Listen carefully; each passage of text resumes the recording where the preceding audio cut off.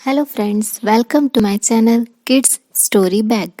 चलिए सुनते हैं आज की कहानी। और आज की कहानी का शीर्षक है जिन्न। कमल एक बुद्धिमान युवक था। एक बार वह कहीं जा रहा था। रात होने वाली थी। वह तेजी से चलकर जा रहा था। तभी उसने एक हल्की सी आवाज सुनी।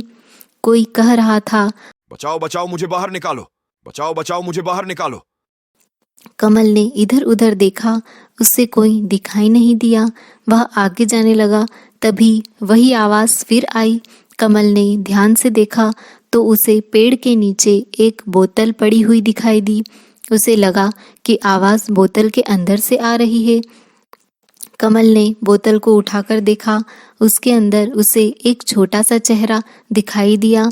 अंदर कोई बंद था, चिल्ला रहा था, बचाओ बचाओ मुझे यहाँ से बाहर निकालो। कमल ने बोतल का ढक्कन खोल दिया। अचानक अंदर से ढेर सारा धुआं निकला और साथ ही वह व्यक्ति भी बाहर आ गया।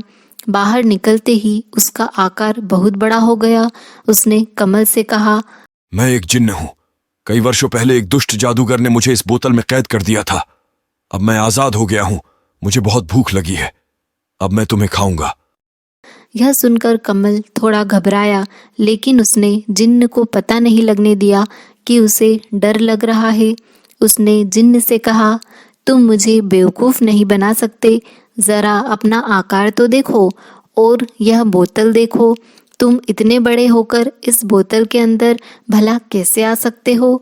तुम झूठ बोल रहे हो। यह सुनकर जिन्न को गुस्सा आ गया। वह बोला, जिन्न कभी झूठ नहीं बोलते। तुम्हें मेरी बात पर विश्वास नहीं है ना?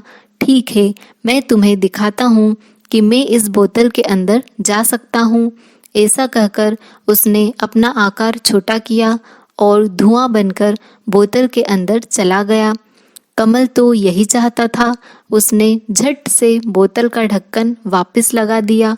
फिर कमल उस जिन्न से बोला, मैं जान गया हूँ कि जिन्न झूठ नहीं बोलते, लेकिन थोड़े बेवकूफ़ ज़रूर होते हैं।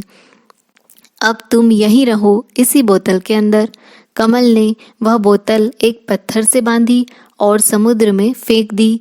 भारी पत्थर से बंधी होने के कारण बोतल पानी में डूब गई और साथ ही जिन्न भी। एक बात तो तुम समझ गए होगे कि मुसीबत के समय घबराने से कुछ हल नहीं होता। इसलिए अपनी बुद्धि का उपयोग करना चाहिए, जैसे कमल ने किया। तो कैसी लगी दोस्तों आपको आज की कहानी?